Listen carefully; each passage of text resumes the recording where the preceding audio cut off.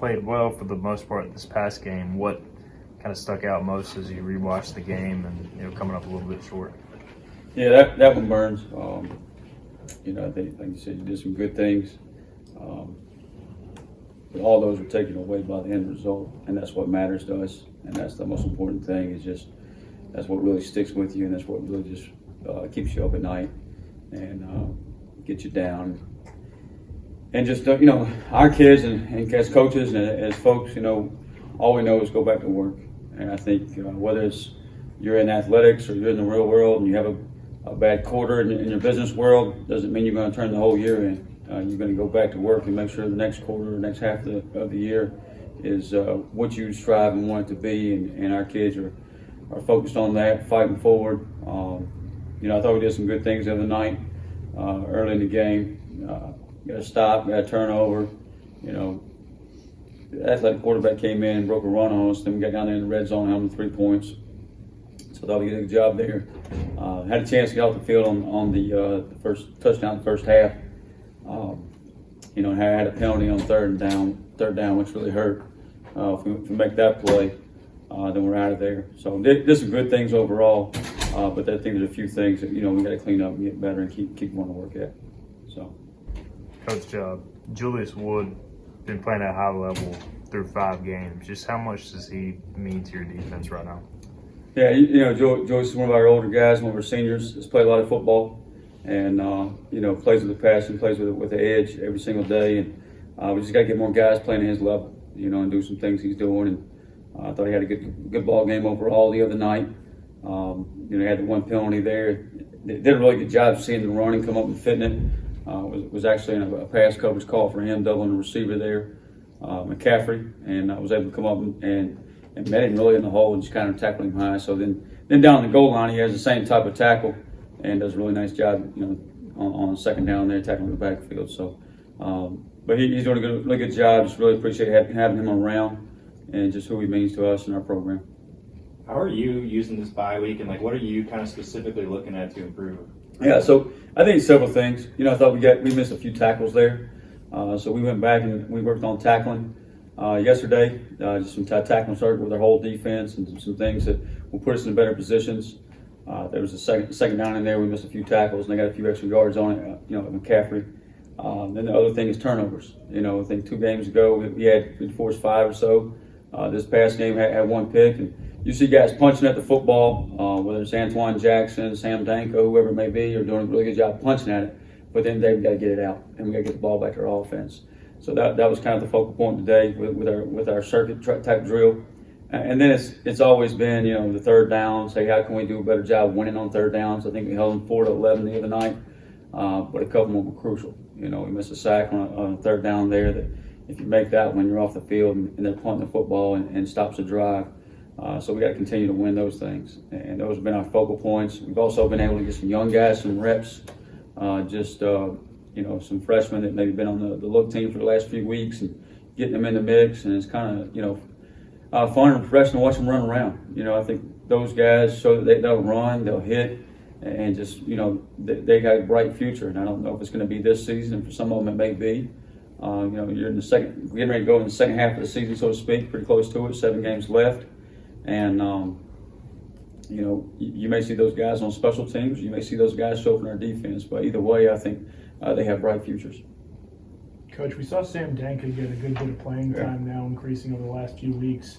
Had a huge deflection on their own goal line. Is that something we're going to see from him more often in those kind of situations? Yeah, I told him it'd be really nice if he just instead of knocking the ball down with his elbows, if he'd catch that thing and pick it off and fall in the end zone. But he had a couple of those. B.J. Davis had a big one. So those guys, their length always show up.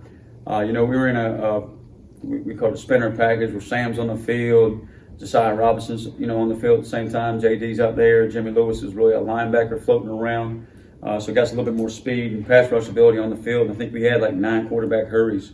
The quarterback did a pretty decent job of getting rid of the ball pretty quick. Was able to, I think in the books it's only 1 sack. I think they had another RPO pass that they don't count as a sack, but Big Tay was able to sack him back there. Had another one negated by a penalty. Mike Edwards on the field, and they call him for I didn't really think it he bumped into the receiver. They called a hold on him, and we had another sack. So, and then we missed one. So I think we caused more disruption on the quarterback. Made him get rid of the ball really quick, knock some footballs down. So did some good things with that. And that all starts by stopping the run in the run game. So we were just trying to match personnel the other night.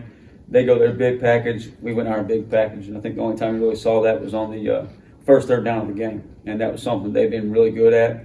And our kids took a lot of pride in knocking that thing back. I mean, CJ's in there, freaking bear crawling, getting up under their D lineman. I see Jeremy Lewis and Jack Powers at linebacker go over the top, stuff it.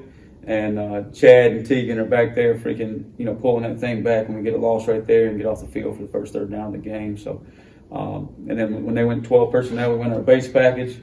And then when they went 11 personnel the other night, we played some what we called spinner, which is really our pass rush package and get a little bit more speed on the field. I saw some good things out of Sam, out of Josiah, out of JD. Chad was out there one time, and Jeremy Lewis just looks natural just wherever you put him, whether he's rushing a passer or dropping into coverage, doing those things. So I thought that was good for us, and we got to find things like that. I don't know that a team lines up. SMU certainly has been really good running the football all year. I'm not sure as team lines up thinking, hey, we're getting ready to run the football with these guys. Maybe we're going to spread you out, put you in empty, and throw it around a little bit, which is what we got the other night. And I think they're getting those type of guys and pass rushers on the field certainly helps defend that. Y'all spent a lot of time, I'm guessing, kind of looking at that stuff this offseason. So was it good to implement that stuff in the game, really get tested for the first time? Yeah, for the first, it's finally there. I think for the first 3 ball games of the year, it was run heavy. And I think Rice really wants to be a run football team. I think we took that away outside the quarterback pop for about 18 yards there, 20 yards. I think we had 8 TFLs, and those were all in the run game. And then you can play some pass situations and play those deals. And a lot of their passes were just 5-yard hitches and quick game, and you come tackle it up. You keep the ball in front of you. They never really had a throw down the field. They kind of hurt us. I think there was one that we were in zone coverage, and another obviously on the screenplay. But it was nice to get that out there and kind of run around. And I think that's more of what we're going to see throughout the rest of the year in the conference, especially, and SMU included. It sounds like you guys are more so like fine tuning a lot of things. Like, is that accurate? Like versus like kind of making wholesale changes? Yeah, I think that never stops, right? You're always looking for ways to improve. I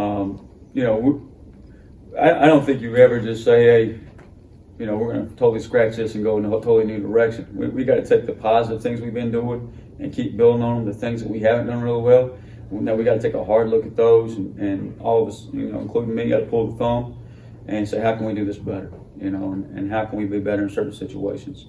And just having a dominant attitude. I think that's the biggest thing we talk about defensively. Is we got to go create turnovers. We got to be stingy, dominant, and get the ball back to our offense and get off the field on third down. So we got to continue to do that. We got to continue to focus on that. We got to do that in 4 quarters. We can't just do it for 3 quarters, 3.5 quarters like we have several times this year. We got to go finish the game defensively, and that starts with me. And I got to do a really good job of just focusing on that and making sure we implement that in practice and make sure we get the job done there. I feel like every Wednesday when we talk to you, it's like just that one moment, maybe one kind of drive. So you feel like you're pretty close to kind of putting that together? In close ball games, you always can pick out, when you get blown out sometimes, you don't really pick out 2 or 3 plays.